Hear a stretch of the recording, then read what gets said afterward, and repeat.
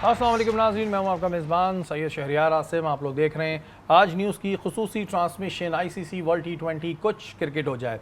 आज एक बड़ा इंपॉर्टेंट मैच था हमारे लिए जो USA और इंडिया के दरमियान था। USA ने 110 रन स्कोर किए 8 खिलाड़ियों के नुकसान पे, और अब तक जो पोजीशन हमारे सामने थी तो इंडिया ने वो मैच ऑलमोस्ट जीत लिया। इंडिया के 3 खिलाड़ी जो हैं आउट हुए हैं, बस अभी एंडिंग चल रही होगी मैच की और इंडिया जीत गया है 7 विकेटों से। ये हमें खबर मिल गई है, इंडिया ने वो मैच 7 विकेटों से अपने नाम करा लिया है। तो इधर एक डिफीट हुई। अब तक ये लग रहा था कि इंडिया शायद कोई शरारत कर सकता है और USA से हार सकता है, लेकिन ऐसा हुआ नहीं। जब गो के इंडिया ने बड़े एंड तक उन्हें पहुंचाया, उनका रन रेट जो है वो इंप्रूव कराया, लेकिन बहरहाल इंडिया ने ये मैच जीत लिया। दूसरा मैच ऑस्ट्रेलिया और नमीबिया का हुआ, लेकिन इस मैच के बारे में मैं इस वजह से बता रहा हूँ कि ये होती है किसी छोटी टीम से जब आप खेलें तो ऐसी परफॉर्मेंस होनी चाहिए। नमीबिया ने 17 ओवर में 72 रन स्कोर किए ऑल आउट, और ऑस्ट्रेलिया ने 5.4 ओवर्स में एक खिलाड़ी के नुकसान पे 74 रन स्कोर किए। तो ये होती है जिसे कहते हैं ना कि आप अगर किसी छोटी टीम से खेल रहे हैं तो ऐसा मैच फिनिश करना चाहिए। बहरहाल नसीम भाई, USA और इंडिया, लग ये रहा था कि इंडिया शरारत कर सकता है क्योंकि शरारती तो है इंडिया, और बेन स्टोक पहले लिख चुके हैं कि एक दफ़ा ये हमसे जानबूझ के हारने की कोशिश कर रहे थे, लेकिन बहरहाल 7 विकेटों से इंडिया ने मैच अपने नाम करा लिया है। अब मेरे मोहल्ले में एक बच्चा है, छोटा, बहुत छोटा बच्चा है, तो उसका सवाल है ये, तो बुरा नहीं मानिएगा, आप गुस्सा भी नहीं होइएगा। वो कह रहा है आपको पाकिस्तान के चांसेस हैं। मैं बहुत गुस्सा होऊंगा। हाँ। इस तरह के बेटा सवाल पे वाकई में बहुत गुस्सा आ रहा है इस वक्त। अगर देखते हैं, देखिए आप अगर उस वर्ल्ड कप से मिला रहे हैं, आप 2019 वर्ल्ड कप से मिला रहे हैं कि जब इंग्लैंड का और इंडिया का मैच था, महेंद्र सिंह धोनी बैटिंग कर रहे थे और 300+ टारगेट चेस कर रहे थे, उन्होंने बैट नहीं उठाया था। जैसे हम बात कर रहे थे कि हमारे बैटर्स ने इंडिया के खिलाफ बैट नहीं उठाया, उन्होंने बैट नहीं उठाया। अच्छा, हमारी भी ज़रूरत थी उस वक्त, इंडिया की इतनी ज़रूरत नहीं थी। India already qualified for the semifinal, ये बहुत बड़ा फ़र्क है। इस वर्ल्ड T20 में अभी इंडिया ने वर्ल्ड क्वालिफाई नहीं किया, अभी उनका आयरलैंड से मैच बाकी है। दोनों में बहुत बड़ा फ़र्क है। जिस जगह लेकिन आज की जीत के बाद तो क्वालिफाई अब कर गए वो एक तरीके नहीं, अभी तो 2 ही मैच जीते ना उन्होंने। आज भी जीत गए, 3 हो गए उनके ना, तो तीन जीत चुके हैं। इंडिया की तीसरी जीत थी जी, इंडिया तो चले क्वालिफाई करके, लेकिन अगर आज इंडिया लूज कर जाता तो फिर एक risk point of view, risk point पे था, तो फिर वो उन्होंने इस चीज़ का चांस नहीं लिया। इंडिया ने, इंडिया के लिए जीतना भी ज़रूरी था, क्योंकि ऐसा नहीं होता कि अमेरिका और पाकिस्तान क्वालिफाई कर जाते, कोई ऐसा सिस्टम बन जाता। बड़ा फ़र्क है। उस वक्त उन्होंने किया था, बेन स्टोक्स ने ये बात कही थी उस वक्त। अच्छा देखिए, ऐसा होना नहीं चाहिए खेल के अंदर, सबको 100% अपना गेम देना चाहिए। यहाँ पर इंडिया अगर जीत सकता था तो जीतना चाहिए, लेकिन इस वर्ल्ड T20 में मैं देख रहा हूँ कि अजीब ही खेल हो रहे हैं, बिल्कुल ही मुख्तलिफ खेल हो रहे हैं। आप बांग्लादेश जो मैच हारा है साउथ अफ्रीका के ख़िलाफ़, वो मेरा नहीं ख्याल कि वो हारने वाला मैच था कि जिस जगह पे वो जाने के बाद मैच गिव अप करके आ गए। इसी तरीके से कुछ और भी रिजल्ट्स हमें डिफरेंट देखने को मिले इस वर्ल्ड T20 में, जो हम एक्सपेक्ट नहीं कर रहे थे। पाकिस्तान अमेरिका से मैच हार जाएगा, पाकिस्तान को 2 मौके मिलेंगे और पाकिस्तान दोनों मौके गंवा देगा। बहुत सारे ऐसे, और दोनों में बहुत ज़्यादा क्लोज जाकर जो है वो पाकिस्तान हारा। और USA वाली शिकस्त तो बहरहाल वो किसी तौर पे इस वजह से नहीं बनती थी कि आखिरी ओवर में 15 रन थे, लेकिन हारिस रऊफ साहब ऐसे बन गए थे जैसे कोई मोहल्ले का बच्चा है, वो बॉलिंग करा रहा है और वो जोन्स जो है वो मिला के शॉट मार रहा है। एमन, क्या कहेंगी आज के मैच के बारे में? कुछ उम्मीद जागी कि अब हमारे चांसेस हैं, अब हम दुआ करेंगे कि आयरलैंड हमसे हारे और USA को हराए, अब ये दुआ चल रही है? देखिए, बहुत ज़्यादा डिसअपॉइंटमेंट थी पाकिस्तान टीम की तरफ से, लेकिन अभी भी हम कुछ बेसिस पे क्वालिफाई कर सकते हैं और उसी से उम्मीद लगाई हुई है। अभी भी हम ढीठ बने हुए हैं, बिल्कुल ढीठ बने हुए हैं, क्योंकि दिल में तो पाकिस्तान है और हम चाहते हैं कि पाकिस्तान टीम किसी तरह सुपर 8 में चली जाए। दो कि हमने ऐसा गेम नहीं खेला, और इंडिया के लिए इंडिया का नाम बहुत बड़ा है। अगर वो उस वक्त इंग्लैंड से हार जाते तो शायद उनके लिए इतनी शर्मिंदगी ना होती, लेकिन वो USA से हार जाते तो उनके लिए बहुत शर्मिंदगी होती। और पाकिस्तान टीम किसी के लिए थ्रेट क्यों है? पाकिस्तान को कोई क्यों बाहर करना चाहेगा? किसको इस वक्त वो थ्रेट कर रहा है? क्योंकि हम इतना अंडर परफॉर्म कर रहे हैं कि हम USA कनाडा के अगेंस्ट जो टारगेट हमें जल्दी चेस करना चाहिए था, वो हम 17th ओवर में जाके चेस कर रहे हैं। तो मेरा नहीं ख्याल कि कोई भी टीम इस वक्त हमसे डर रही है। हम यही समझ रहे थे कि पाकिस्तान अंडरडॉग्स की तरह आएगा, पहला मैच हार गया, अब देखना कैसा ज़बरदस्त कमबैक करेगा, लेकिन हम इसी शायद इंतज़ार में रह गए और हमारा कमबैक नहीं हो पा रहा। बस सर्वाइव कर रहे हैं हम किसी तरह इस वर्ल्ड कप में। अब नेक्स्ट मैचेस हमारे इतने ख़तरनाक हैं कि हमें दुआ करनी पड़ रही है, और मुझे नहीं लगता कोई वर्ल्ड कप हमने ऐसा खेला हो कि जिसमें हम किसी और टीम के हारने की दुआ ना करें। तो ये बड़ा मसला है और इस चीज़ को हमें देखना होगा। जिस तरह से ऑस्ट्रेलिया ने हराया है, उनकी टीम बहुत ज़बरदस्त है, उनके पास। हाँ, इंडिया का भी एक मैच बाकी है कनाडा से, अभी जो आप कह रहे थे ना, तीनों हो गए, 3 तो हो गए ना, तो तीनों उन्होंने जीत तो लिए हैं। वो लेकिन जीत चुके हैं तीनों, तो वो क्वालिफाई कर गए। ये वाली चीज वाकई तो वो क्वालिफाई कर चुके हैं भाई। ये क्वालिफाई कर चुके हैं। लेकिन अच्छा नसीम भाई, ये जो पीसीबी इन लोगों को इतने इतने पैसे देता है क्रिकेटर्स को, ये मैं कहता हूँ पाकिस्तानी कौम में ही बंटने चाहिए, क्योंकि 90% काम तो दुआएं करती हैं, 10% ये लोग परफॉर्म कर रहे हैं। और जैसे कि एमन ने कहा कि हम से कोई क्यों डरेगा, ये वही वाली बात हो गई कि हम अपने आप से खुद ही डरे हुए हैं, हमसे तो कोई क्या डरेगा। सही बात है भाई, हमसे कोई नहीं डरने को तैयार हुआ है यहाँ पे। जिस तरीके की हमारी परफॉर्मेंस है, हम कनाडा के खिलाफ भी जिस तरीके से मैच जीते, हमें अपना रन रेट बेहतर बनाने की ज़रूरत दिखाई देती थी। पाकिस्तान का आउटसाइड चांस यही है कि देखें, कनाडा जब लोग गए थे, मैं देख रहा था वहाँ पे लोग तासुरात का इज़हार कर रहे थे, हम अपनी टीम से मोहब्बत करते हैं, हम प्यार करते हैं, हम इसीलिए इनका मैच देखने के लिए हैं। इस चीज़ पे थोड़ा सा एहसास कर लेना देखिए, चाहिए। मोहब्बत तो डेफिनेटली किसी तौर पे कम नहीं हो सकती है, ज़ाहिर है बहैसियत पाकिस्तानी हमारा तो खून का आखिरी कतरा भी जो है पाकिस्तान के लिए लड़ेगा, और चाहे हम कोई भी- इस चीज के लिए भी लड़ेंगे चाहे कि वो ये कोई भी जो मुकाम हो। क्रिकेट तबाह हो रही है बिल्कुल। इसके लिए भी लड़ेंगे, क्योंकि इस कौम के पास कोई एंटरटेनमेंट है नहीं। हाँ, और ये इस पे ज़हन ज़ाहिर है में हम हॉकी तबाह की, स्क्वॉश तबाह की, इस पर इस जो है तरफ वो ना जाएं। बहुत सारे सवालात तो उठते रहेंगे, और बस यही दुआ है कि अब आयरलैंड के लिए दुआएं करें आप लोग कि आयरलैंड यूएसए को हराए और हमसे हारे, ताकि हम जो है वो सुपर 8 तक पहुंचे। नसीम भाई, एक बात हो रही थी कि जी अब इस तरह का सिलसिला शुरू हो जाएगा, जो अहमद शहजाद ने कहा कि जी बाबर ने खाना नहीं खाया और शादाब जो है वो वॉशरूम से बाहर नहीं निकल रहे, रोए जा रहे हैं, इस तरह की बातें हो रही हुई। वहीं एक बयान ये आ गया है इस तरह का कि बाबर आफ्टर वर्ल्ड कप जो है वो कप्तानी से रिज़ाइन करेंगे और उसके बाद वो कुछ क्रिकेट से ब्रेक लेना चाह रहे हैं। ये स्टेटमेंट क्या उसी का हिस्सा है कि बस अब मैं कुछ टाइम के लिए ब्रेक ले रहा हूँ, यानी ब्रेक दे देना चाहिए, इन्हें ब्रेक की ज़रूरत है, you need a break man? मेरे ख्याल है कि जिन जर्नलिस्ट ने ये खबर दी थी, उन जर्नलिस्ट से मेरी बात हुई थी कि ये उन्हीं को कोट किया गया था, ये शुएब जट को कोट किया गया था। मैंने उनसे पूछा था, मैंने कहा ये आपने खबर दी? उन्होंने कहा नहीं, ये फेक है, ऐसी कोई खबर नहीं है। तो बहुत सारी खबरें जो है वो इस तरीके की भी चल रही होती हैं। देखें, बाबर आजम अगर नहीं सोच रहे हो तो सोच लें। मैं एक एग्जाम्पल देता हूँ आपको। बाबर आजम 3 वर्ल्ड T20 में कप्तानी कर चुके हैं। उन्होंने 2 एशिया कप के अंदर पाकिस्तान को लीड किया, श्रीलंका के एशिया कप में भी लीड किया, दुबई के एशिया कप में भी लीड किया। अभी न्यूजीलैंड से आप जो है वो सीरीज़ नहीं जीत सके, आयरलैंड से आप मैच हार के आ रहे हैं, इंग्लैंड से आप हार के आ रहे हैं। एक और डेबिकल आपके सामने खड़ा हुआ दिखाई दे रहा है। मुझे तो इन दिमागों को सलाम है कि जिन्होंने दोबारा बाबर को कप्तान लगाया। देखें, बाबर आजम के बैक पे अगर लोग ये कह रहे हैं कि बाबर आजम बड़े मैच का प्लेयर ही नहीं है, तो फिर ये बाबर आजम खुद साबित कर चुके हैं, एक दफ़ा नहीं कई दफ़ा साबित कर चुके हैं, बड़े मैच में बाबर परफॉर्म नहीं करते। बाबर रन्स के तो अंबार लगा के रखते हैं भाई। उस रन्स के अंबार में मैं उस दिन अहमद शहजाद को ही सुन रहा था, वो कह रहे थे 1400 रन ऐसे हैं बाबर के कि जिसमें पाकिस्तान को शिकस्त हुई है। तो आपके उन रन्स का क्या फ़ायदा? और फिर उन दिमाग को सलाम है कि आपने 4 साल कप्तान बनाया, कप्तान बनाने के बाद आपने देख लिया था, देखने के बावजूद आपने दोबारा से कप्तान लगाया। मकसद है कि वो कहते हैं कि वो दूध का जला छाछ भी फूक फूक कर पीता है। बिल्कुल जी, ये चीज़ें बड़ी इंपॉर्टेंट होती है। जैसे कि अहमद शहजाद ने भी कहा कि रन्स तो वाकई में जी हमें रन्स का क्या करना है, हम कहते हैं शेर की 1 दिन की ज़िंदगी गीदड़ की 100 दिन की ज़िंदगी से बेहतर है, तो शेरों की तरह स्कोर करें ताकि हम मैच भी जीतें। न वक्त तो एक ब्रेक का, ब्रेक के बाद हाजिर होते हैं।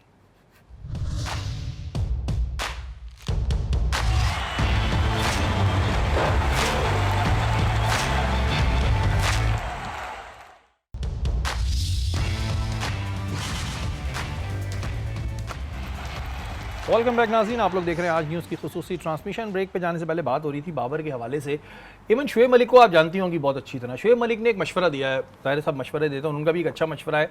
वो कह रहे हैं कि बाबर अपनी बैटिंग पे फोकस करें, वो एक बहुत अच्छे खिलाड़ी हैं, कप्तानी छोड़ें, और लाजमी नहीं है कि जो एक अच्छा बैट्समैन हो वो कप्तान भी हो। उन्होंने मिसाल दी सचिन तेंदुलकर की, ब्रायन लारा की, कि जब इन्हें भी कप्तान बनाया गया ये तो ये इस तरह फिर नहीं कर पाए, लेकिन उन्होंने अपनी जब बैटिंग पे फोकस किया तो आज पूरी दुनिया सचिन और ब्रायन लारा को जानती है। तो आप क्या समझती हैं, शुएब का मशवरा ठीक है ये बाबर के लिए?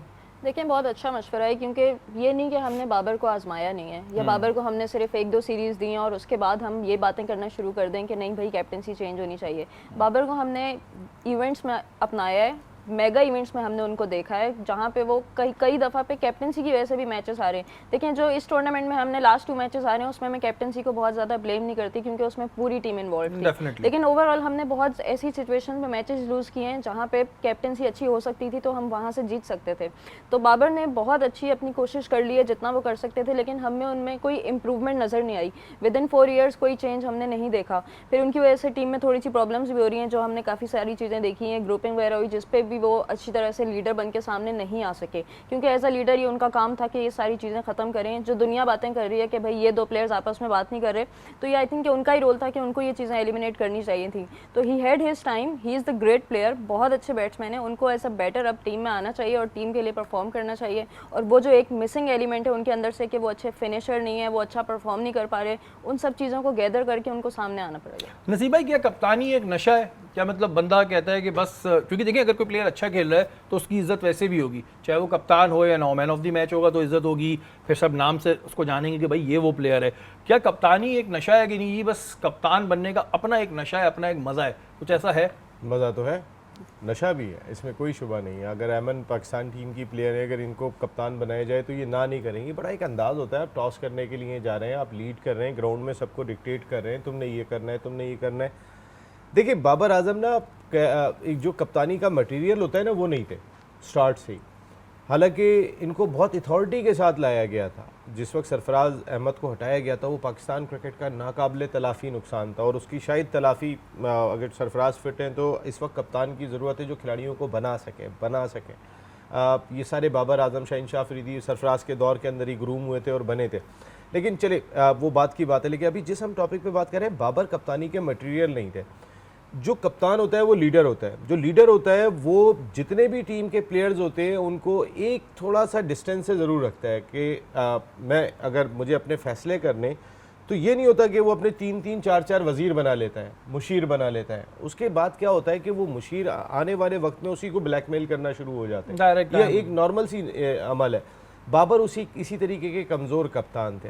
उन्होंने 2-3, वो जो सोचना भी मना है, वो 3-4 साल वो बड़ा लव, प्यार, मोहब्बत ऐसी चली कि कोई एक दूसरे के ख़िलाफ़ सुनने को भी तैयार नहीं थे। अब वो सूरत हाल बिल्कुल चेंज हो गई है।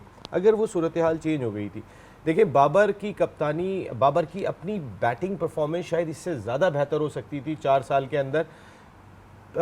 बाबर को कहीं ना कहीं तो मुश्किल आती होगी जब दोस्त बन जाते हैं ना, जब मैं आप और 3 मिल के फैसले करेंगे, जब मैं तो आप उसमें फिर वो एक अथॉरिटी नहीं रहती। अच्छा नसीम भाई, जैसा आपने कहा कि बाबर के अंदर वो कप्तानी की एबिलिटी नहीं थी, अगर अब अभी करंट पाकिस्तान टीम देख लेते हैं, कौन सा ऐसा प्लेयर है जिसको आप समझते हैं कि भाई ये लीडर है? मुझे तो कोई नहीं नज़र आ रहा इस वक्त की जो करंट टीम है। या तो फिर बाहर से एक बंदा लाओ जो सिर्फ कप्तान हो, वो खेले ना, सिर्फ कप्तान है, वो नाम का कप्तान, जैसे कोच लाते हैं। हाँ, कोच लाते हैं, ऐसी कप्तान है कि ये कप्तान है लेकिन ये खेलेगा नहीं। नसीम भाई, इन लड़कों में से कौन है जो इस काबिल कप्तान बनेगा? देखिए मेरी अपनी ज़ाती राय में तो मैं कप्तान ढूंढना मेरे लिए बहुत मुश्किल सवाल है इस वक्त की तारीख़ में। और मैं कभी नहीं चाहूँगा कि इस वर्ल्ड कप में जो हमारी परफॉर्मेंस रही है, अल्लाह करे कोई कुदरत का निज़ाम चल जाए, कुछ ऐसा हो जाए कि ये आगे गो थ्रू कर जाएं, जिसके चांसेस बहुत ही कम दिखाई देते हैं। लेकिन मुझे इस लॉट के अंदर कप्तानी का मटेरियल दिखाई नहीं दे रहा। अगर मैं फ़खर जमान की जानिब देखता हूँ तो मुझे कप्तानी का मटेरियल, लेकिन ये 3 नहीं होने चाहिए कप्तान। ये मैं आपको आज एक बात बताऊँ, रिजवान, शाहीन, बाबर, ये तीनों नहीं होने चाहिए। इसलिए नहीं होने चाहिए कि देखें इन 3 में से जो कप्तान बनेगा, बाकी 2 की परफॉर्मेंस में ऑलरेडी फ़र्क आएगा, क्योंकि उसके जहन में जो पुरानी मोहब्बतें रही हैं, फिर उसके बाद जो और मोहब्बतें बढ़ती चली गई हैं, वो दिमाग में चल रही हैं। नसीम भाई, खबर पढ़ रहा था मैं, ज़राए बताते हैं कि 3 ऐसे कोई सीनियर खिलाड़ी थे जो पाकिस्तान क्रिकेट बोर्ड को ब्लैकमेल किया करते थे एक ही एजेंट के थ्रू। उन तीनों का एक ही एजेंट था जो उन्हें मशवरा देता था कि जी पीसीबी को ब्लैकमेल करो, जिससे इन लोगों ने अपने बहुत ज़्यादा पैसे भी बढ़वाए पीसीबी को ब्लैकमेल कर करके, और शादाब भी जो है उन तीनों के बड़े करीब थे। तो ये कौन बंदा था जो ब्लैकमेल करता था? एजेंट कौन था और 3 सीनियर खिलाड़ी कौन थे? खबर पढ़ रहा था, मैंने कहा पूछूंगा नसीम भाई। देखिए सीनियर खिलाड़ी अगर बात करेंगे तो 3 सीनियर खिलाड़ी तो आपके वही तीनों है, सोचना भी मना है, जिनकी अभी हम बात कर रहे थे। और शाहीन, रिजवान, बाबर, हाँ ज़ाहिर अगर उन्हीं की बात हो रही होगी, वही 3। देखें अगर जो ब्लैकमेलिंग की बात हुई है, ये हुई थी जब पाकिस्तान क्रिकेट टीम इंडिया का वर्ल्ड कप और एशिया कप खेलने के लिए जा रही थी। आपको याद होगा सेंट्रल कॉन्ट्रैक्ट तक साइन नहीं हो पा रहा था, जिसके बाद ज़का अशरफ साहब ने ऐसा गैर मामूली इजाफा कर दिया था, 3 साल का सेंट्रल कॉन्ट्रैक्ट दे दिया था, जिसको हमने बहुत डिस्कस किया था कि भाई 3 साल का सेंट्रल कॉन्ट्रैक्ट क्या होता है, आपने कैसे दे दिया इन प्लेयर्स को वहाँ पे। और जो अपने एजेंट के थ्रू किया, तो इनका एजेंट तो वही है जो मुर्शिद है, जो करार पाते हैं, और जो साया कॉरपोरेशन है वही है। देखिए जितनी भी खबरें अब चलेंगी ना कि बाबर आजम वहाँ बैठ के रो रहे थे, बाबर आजम के सामने बर्गर रखा रहा, बाबर आजम ने तो एक फ्रेंच फ्राइज को भी हाथ नहीं लगाया, चटनी नहीं डलवाई बाबर बर्गर आजम तो में। जो है ना वो वहाँ पे जो है वो उन्होंने कहा कि मैं गाड़ी में नहीं जाऊँगा, मैंने पाकिस्तान को हरवाया, मैं आज पैदल जाऊँगा वहाँ पे। इस तरह की खबरें आती रहेंगी और ये यहीं से आती हैं। साया ये वाले। जितना भी इनकी कैंपेन चलती है, ये सबको पता है कि कहाँ से कैंपेन चल रही है। इनके एजेंट्स जो होते हैं वही ये सारी चीज़ें, ये एक पूरा कारोबार है, ये एक पूरा बिजनेस है, इसको एक चेन के थ्रू चलाया जाता है। इतना आसान नहीं है ये, इसके पीछे हर चीज़ होती है। इसके पीछे अगर सोशल मीडिया की आज अगर जाएंगे तो सोशल मीडिया पे क्या जाना है, कैसे जाना है, किसको ट्रोल करना है, किसको उड़ा देना है, किसको टारगेट बना देना है, वो पूरी एक चेन, एक पूरा नेटवर्क लेके और चलते हैं। इतनी खूबसूरती से करते हैं कि थोड़ी देर के लिए हम भी धोखा खा जाते हैं। किसी प्लेयर पे इतने सैड सॉन्ग लगा देंगे, प्यार आने लगेगा उस पर, क्या नहीं यार मेरा बच्चा आ जा, कोई बात नहीं। इतना इतना गेम है। नसीम भाई, इंजमामुल हक साहब ने अपना एक यूट्यूब चैनल बनाया, मैं उस दिन देख रहा था, तो वो कह रहे थे कि वो बिल्कुल सर्जरी होनी चाहिए, बड़ी सर्जरी होनी चाहिए, लेकिन इस सर्जरी के साथ मैनेजमेंट की भी सर्जरी होनी चाहिए। ये नहीं है कि जी आप सारा इल्ज़ाम जो है वो क्रिकेटर्स पे डाल दें, क्रिकेट उस पे डाल दें, प्लेयर्स पे।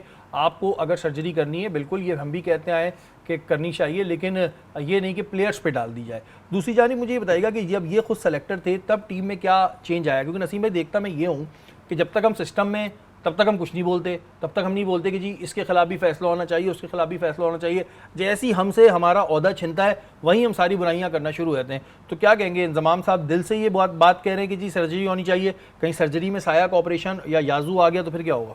नहीं देखे ना, अभी आपके रिजवान आज भी साया कॉरपोरेशन के याजू इंटरनेशनल के डायरेक्टर हैं, आज भी रिजवान डायरेक्टर हैं उसके, तो बहुत इन्फ्लुएंस है, बहुत हवालों से इन्फ्लुएंस है। अगर आप देखेंगे तो काफ़ी इन्फ्लुएंस दिखाई देता है। इनके जितने भी एजेंट्स होते हैं उन कंपनीज़ का बहुत खिलाड़ियों पे असर होता है। इसकी वजह ये कि फाइनेंशियल मामलात बहुत सारे इसी हवाले से जुड़े हुए होते हैं। फाइनेंशियल मामलात को संभालने में, उनको आगे लेके चलने में ये कंपनियां बड़ा नुमायाँ रोल प्ले करती हैं। और मेरा ख्याल है कि उन्होंने अंधों में काना राजा, इस मुल्क में बदकिस्मती ये कि देखें, एक तो हमें टैलेंट होगा भी तो दिखाई इसलिए नहीं दे रहा कि हमने किसी को आने ही नहीं दिया। हमारे यहाँ पर क्राइटेरिया क्या बन गया? क्राइटेरिया बन गया पाकिस्तान सुपर लीग की परफॉर्मेंस और टीम में आना। उसमें हम अपने पसंद के लोग उठा लेते हैं, हम डोमेस्टिक में जाके देख ही नहीं रहे। देखें पाकिस्तान सुपर लीग जब नहीं आई थी, आप उससे पहले की अपनी परफॉर्मेंसेज उठा के देखें और उसके बाद की परफॉर्मेंस, ऐसा लग रहा है कि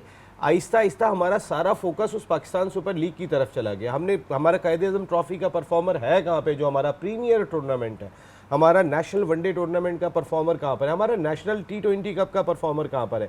हमने क्राइटेरिया क्या बना लिया? PSL बहुत बड़ा कोई बेंचमार्क है। PSL जो है ना वो उसमें, अरे हर टीम में 2 इंटरनेशनल क्रिकेटर होते हैं, बाकी तो सारे आपके खेल रहे होते हैं, या 3 इंटरनेशनल क्रिकेटर होते हैं। उसी में इनके छक्के भी लगते हैं इफ्तिखार भाई के और इनके। नसीम भाई, क्योंकि मोहसिन नकवी साहब ने जैसे कि स्टेटमेंट दिया कि जी मैं वर्ल्ड कप के बाद सर्जरी करूंगा और बड़ी सर्जरी करूंगा, उनके पास एक और बड़ा अहम ओहदा है, वो वफाकी वज़ीर दाखिला भी है। नसीम भाई, ये तो नहीं होगा कि जी वर्ल्ड कप खत्म होगा, हम थोड़ा शोर शराबा करेंगे, आप अपनी लाइफ में बिजी हो जाएंगे, मैं अपनी लाइफ में बिजी हो जाऊंगा, एमन अपनी लाइफ में बिजी हो जाएंगी, और फिर ज़ाहिर वफाकी वज़ीर दाखिला है तो और दूसरे अमूर पे भी काम कर रहे होंगे, और ये सब बातें बस ऐसी हो जाएंगी। देखिए, इंजमामुल हक ने जो बात कही है वो थोड़ी सी हमारी रह गई थी। ये तो मैं आपको पहले भी कह चुका हूँ, मैंने तो आज तक होते भी नहीं देखा, लेकिन मैं बहुत उम्मीद करता हूँ अल्लाह करे मोहसिन नकवी साहब एक नई रिवायत आप कायम कर दें। मुझे तो इतने साल हो गए, मैंने तो जितनी तहकीकात देखी हैं वो सर्द खाने की नज़र होती भी देखी है। लेकिन जहाँ तक बात है इंजमाम साहब का, इंजमाम ने अगर इशारा दिया है ना, देखें मोहसिन नकवी साहब की दोस्ती वहाब रियाज के साथ कुर्बत थी, तो वो वहाब रियाज, देखिए वहाब रियाज बैठे थे इनके चैनल पे मोहसिन नकवी साहब के, और वहाँ से वो आए थे, फिर उनको पसंद आए तो वज़ीर भी उन्हें बनाया गया था। ये दोस्ती बड़ी गहरी है। वो यही बात कह रहे हैं कि भाई जो मेन आपके सीनियर मैनेजर बन के चले गए, क्या उनके खिलाफ भी आप कार्रवाई करेंगे या उनके खिलाफ कार्रवाई नहीं होगी? आप सिर्फ खिलाड़ियों को जो है वो अलहदा कर देंगे और रिपोर्ट भी ये बना के देंगे आपको? भाई ये सारे डेबेकल के अगर मरकज़ी किरदार कोई है, तो मैं पहले भी कह चुका हूँ उसके मरकज़ी किरदार वहाब रियाज हैं या मोहसिन नकवी हैं जो उन्हें लेकर आए। अच्छा नसीब भाई, जैसे कि आपने रिपोर्ट की बात की, तो रिपोर्ट में कहा गया कि जी गैरी क्रिश्चियन बनाएंगे और उसके अलावा वहाब रियाज बनाएंगे और असिस्टेंट कोच बनाएंगे, लेकिन उसके साथ मोहम्मद हफीज़ की रिपोर्ट का भी जिक्र किया गया है, जो उन्होंने बना के दी थी उस वक्त जब वो डायरेक्टर क्रिकेट थे, लेकिन उस वक्त उसको नज़रअंदाज कर दिया गया था। इस पर हम बिल्कुल बात करेंगे क्योंकि बड़ी एक इंपॉर्टेंट बात है, लेकिन यहाँ वक्त हो चुका है एक ब्रेक का। ब्रेक के बाद हाजिर होता है।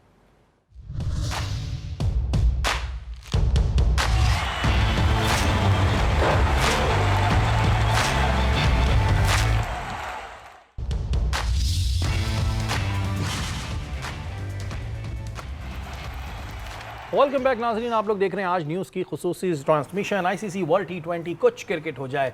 और एक बड़े मज़े की ऑफर आप लोगों से शेयर कर रहा हूं कि आप लोग स्प्राइट पिएं। अब आप सोच रहे होंगे हम स्प्राइट क्यों पिएं? स्प्राइट पीने के अलावा आप रिफ्रेश तो हो ही जाते हैं, लेकिन एक बड़ा अच्छा फ़ायदा है, जब आप स्प्राइट पिएंगे तो उसके कैप के नीचे एक कोड होगा। इसके अलावा उस पर बॉटल पे एक QR कोड होगा, जिसे जब आप स्कैन करेंगे तो आपका व्हाट्सअप ऑन हो जाएगा। उस व्हाट्सअप पे आप अपनी सारी डिटेल्स भेजें, अपना CNIC, अपना एड्रेस, अपना नाम, और आप शामिल हो जाएंगे लकी ड्रॉ में। और अगर आप वाकई लकी हैं तो आपको चांस मिलेगा जो वर्ल्ड कप फाइनल है उसे देखने का। तो बिल्कुल स्प्राइट पीजिए और अपना चांस जो है वो अवेल कीजिए, और अगर आपकी किस्मत अच्छी है तो आपको बिल्कुल मौका मिलेगा। नसीम भाई, ब्रेक पे जाने से पहले हम बात कर रहे थे रिपोर्ट्स के हवाले से कि कहा गया है कि जी ये लोग रिपोर्ट देंगे। अच्छा, मुझे ये समझ नहीं आ रहा कि जी वहाब रियाज या बेचारे गैरी क्रिश्चियन तो सीधा सा आदमी होगा, अजहर महमूद, ये लोग तो रिपोर्ट देंगे, लेकिन एक रिपोर्ट का जिक्र आया जिसमें एक्स क्रिकेट डायरेक्टर हफीज़ का कहा गया है कि जो उन्होंने एक रिपोर्ट दी थी उस वक्त उसे नज़रअंदाज किया गया था। उस रिपोर्ट में उन्होंने कहा था कि ये प्लेयर जो हैं इनकी आपस में ग्रुपिंग हुई है, ये पैसे को ज़्यादा अहमियत देते हैं, लीग्स को ज़्यादा अहमियत देते हैं, लेकिन उस वक्त उस रिपोर्ट को पढ़ा नहीं गया। अब कहा जा रहा है कि ये रिपोर्ट भी पढ़ी जाएगी। वाकई में ये वाली चीज़ थोड़ी सी समझ में नहीं आई। अब कहा जा रहा है पढ़ी जाएगी। हफीज़ ने बहुत कोशिश की थी मौजूदा चेयरमैन से मिलने की, बहुत ज़्यादा रब्ता करने की कोशिश की थी जब पाकिस्तान क्रिकेट टीम न्यूजीलैंड से आई थी। हफीज़ ने उस वक्त होल सोल इंचार्ज थे, उन्हें ज़का अशरफ साहब ने लगाया था। लेकिन हमारे यहाँ पे जब सूरत हाल बदलती है तो हर चीज़ बदल जाती है। देखें, वहाब रियाज के करीब हैं हफीज़ भी, मिसबाह भी बिल्कुल करीब है, लेकिन जब आप अथॉरिटी बड़ी बनना चाहते हैं ना तो आप अपनी डिस्टेंस पे थोड़ा सा डिस्टेंस पे रखते हैं। अच्छा, हफीज़ इतने डिस्टेंस पे अब आने को तैयार नहीं थे क्योंकि वहाँ चेयरमैन सिलेक्शन कमेटी जो है वो लगे थे इसी दौर के अंदर, तो वो फिर आहिस्ता आहिस्ता दूर होते चले गए हफीज़ जो है। और मुझे मोहसिन नकवी साहब को मेरे ख्याल में मिलना चाहिए था, इस वजह से मिलना चाहिए था। भले वो वहाब रियाज को लगाना चाहते थे, उनके वहाब रियाज से ताल्लुकात थे, वो वहाब रियाज को ही जिम्मेदारी देना चाहते थे, वो अपनी जगह पर था। लेकिन कोई भी सरबराह जब किसी इदारे को संभालता है तो जो भी की ओहदों पे लोग होते हैं उनका फीडबैक ज़रूर लेना चाहिए। बिल्कुल, हफीज़ को इस चीज़ की शिकायत थी और फिर उनसे ये मुलाकात हो नहीं सकी। लेकिन अगर आप बात कर रहे हैं कि हम हफीज़ की रिपोर्ट को पढ़ेंगे तो शायद मुझे ऐसा लग रहा है अहमक बनाने वाली बात है। अच्छा नसीम भाई, अब ये आप रिपोर्ट पढ़ भी लेंगे, अच्छा उस रिपोर्ट में आ गया कि जी फलाना प्लेयर ये इससे नहीं मिलता था, इनकी ग्रुपिंग थी, फिर क्या होगा? What next? क्या उन प्लेयर्स को निकाल देंगे? क्या करेंगे भाई? देखें, रिपोर्ट देखें, ये तो जब कौम को दिख रहा है, साफ दिख रहा है, बड़े बड़े एक्स प्लेयर्स बोल रहे हैं, तो ज़ाहिर है ये रिपोर्ट में ये लिखेंगे या वहाब रियाज ये लिख देंगे रिपोर्ट के अंदर, नहीं सारे बहुत अच्छे भाई थे, मिलके रहते थे, एक कमरे में सारे सो जाते थे जब AC नहीं चल रहा होता था, ऐसा तो नहीं लिखेंगे ना। वो लिखेंगे कि ये मसला था, तो फिर क्या होगा? उसके बाद क्या होगा? देखिए, मोहसिन नकवी साहब ने जब चार्ज संभाला था, पहली मरतबा खिलाड़ियों से खिताब किया था, जब ही उन्होंने कह दिया था कि मैं ग्रुपिंग बर्दाश्त नहीं करूंगा। हाँ, मुझे याद है, बहुत स्ट्रेट फॉरवर्ड उन्होंने बात की थी। इसका मकसद है वो उन्हें पता था कि ग्रुपिंग है। मेरा सवाल यह है कि जिस वक्त बाबर आजम को कप्तान लगाया जा रहा था उस वक्त उन्होंने सवाल क्यों नहीं किया कि जिस ग्रुपिंग की बात कर रहे हैं उसके अंदर ये की फिगर है? उन्हें वहाब रियाज से सवाल करना चाहिए था कि ये हैंडल कैसे करेंगे, फिर तो और ग्रुपिंग बढ़ जाएगी। अभी तो बैकअप भी नहीं है पीछे जिसको हम ढूंढने का प्लान करेंगे, हो सकता है जो वो कह रहे हैं कि आगे ढूंढे और नई टीम लानी चाहिए। बिल्कुल वसीम अकरम सही कह रहे हैं। लेकिन उस वक्त जो मोहसिन नकवी साहब को पूछना चाहिए था कि बाबर आजम को आप कप्तान लगाने की बात कर रहे हैं, वो सिर्फ वहाब के हर फैसले को यस बोलते रहे। लेकिन अब मेरे ख्याल है उन्हें अंडरस्टैंड कर जाना चाहिए कि वहाब के जितने फैसले थे वो बाउंस बैक करते हुए दिखाई दिए अब तक भी जितने लिए थे, क्योंकि वहाब रियाज ने खुद जिम्मेदारी संभाली जाके। हालांकि आप तो सिलेक्टर थे, आपका क्या काम था सीनियर मैनेजर बन के जाने का। मोहसिन नकवी साहब ने उनको हर मौका दिया कि भाई आप अच्छा वहां संभाल सकते और उस मौके का रिजल्ट जो है वो इस वर्ल्ड कप में सामने आ रहा है। अब मोहसिन नकवी दोबारा रखते हैं वहाब रियाज को तो फिर क्वेश्चन मार्क होगा। क्वेश्चन मार्क क्या आगे तक जाएगा? एक होता है ना कि हम अक्सर देखते हैं व्हाट्सएप पे एक क्वेश्चन होता है, कुछ लोग लंबी लाइन भेज देते हैं, लंबी लाइन होगी। एमन वसीम अकरम कह रहे हैं कि जी प्लेयर्स ने आपस में बड़ी दरार थी, ग्रुपिंग हुई थी, ये कह रहे हैं सबको घर बिठा देना चाहिए। ये बात सही है, इनको घर बिठा देना चाहिए एक टाइम के लिए? वसीम अकरम कह रहे हैं, मैं नहीं कह रहा। नहीं, बिल्कुल ठीक कह रहे हैं। देखें, जिस तरह से हम हारे हैं ये एक ह्यूमिलिएशन है हम सब के लिए। और जिस बच्चे से बात करो तो वही कह रहे हैं कि I am resigning as the fan of Pakistan team. तो हमारे ऑफिशियली रिजाइनिंग ऑब्वियसली हम ये नहीं चाहते। अब हमें ये देखना है कि आगे हमारे क्या असाइनमेंट्स हैं। To be honest we don't need T20 players, क्योंकि इसके बाद हम टेस्ट सीरीज़ खेल रहे हैं बांग्लादेश के साथ, हम ऑस्ट्रेलिया के साथ टेस्ट सीरीज़ खेल रहे हैं, फिर 2025 में हमारी ODI चैंपियनशिप है। तो आई थिंक ये बेस्ट चांस है हमारे पास कि हम अपने वो जो कायद-ए-आज़म ट्रॉफी के हमारे जो प्लेयर्स हैं जिन्होंने परफॉर्म किया हुआ है, नेशनल ODI कप में जिन्होंने परफॉर्म किया हुआ है, उनको सामने लेकर आएँ। PSL में ऐसे बहुत सारे नाम थे जिनको यहाँ पे होना चाहिए था, लेकिन अनफॉर्चुनेटली वो नहीं है, जिनमें एक नाम मोहम्मद अली का भी है, मीर हमजा का भी नाम है, जिन्होंने टेस्ट क्रिकेट में बहुत अच्छा परफॉर्म किया था। तो हमारे पास टैलेंट है, हमारे पास बंच ऑफ प्लेयर्स हैं जिनको हम लेकर आ सकते हैं और लाना भी चाहिए, क्योंकि जब तक आप इनको सजा नहीं देंगे तब तक इनको रियलाइज अच्छा, नहीं ये होगा तो कि नहीं है क्या हुआ क्योंकि बैक टू बैक कुछ इवेंट्स ज़्यादा आ गए तो मौका नहीं मिला, या जो जिनका काम है सेलेक्ट करने का वो उन प्लेयर्स को सामने नहीं ला रहे, क्योंकि ऐसे कई हिडन प्लेयर्स होंगे जो बहुत अच्छा परफॉर्म कर रहे होंगे, सिर्फ उनका आने की देर है, मैदान में उतरने की देर है। बिल्कुल ऐसे ही है। देखें, हमने देखा था कि पहले सऊद शकील थे हमारे पास, जिनको कोई T20 में खिलाता नहीं था, लेकिन जब उनको T20 में खिलाया, उनको एज अ वाइस कैप्टन खिलाया, और उसके बाद उनकी परफॉर्मेंस इतनी ज़बरदस्त थी कि बिफोर 10 ओवर्स वो आउट भी नहीं होते थे। उन्होंने आपको टीम को इस तरह से संभाला कि टेस्ट क्रिकेट में वो हमारे मेन क्रिकेटर बन गए। तो जब तक प्लेयर्स को अपॉर्चुनिटी नहीं मिलेगी और उन पर ट्रस्ट नहीं किया जाएगा, तब तक आपके प्लेयर्स सामने नहीं आएंगे। I am very much upset about Abdullah Shafique कि वो हमारे सिस्टम में नज़र नहीं आ रहे। उनको हम रेट कर सकते हैं कि उनका जो टैलेंट था, उनकी टेक्निक थी, वो बाबर आजम जैसी थी, लेकिन वो किसी भी हमारे सर्किट में नजर नहीं आ रहे। और क्यों नहीं नजर आ रहे? इतना जबरदस्त टैलेंट था और वो चुप के बैठा हुआ है। अच्छा, ये भी एक बड़ा प्रॉब्लम आता है कि जब कोई देखते हैं ना कि इस बच्चे में ज़्यादा टैलेंट है, तो जो पहले से हावी होते हैं ना उसका टैलेंट सामने आने ही नहीं देते। ये एक बड़ा प्रॉब्लम है। नसीम भाई, आपके favourite Shahid Khan Afridi, Lala, I love Lala, उन्होंने डायरेक्ट सवाल उठाया था बाबर की कप्तानी के हवाले से, जो हमने पूछा भी था आपसे कि चाहे तो जी स्पॉइल कर दें या एनवायरनमेंट बना दें।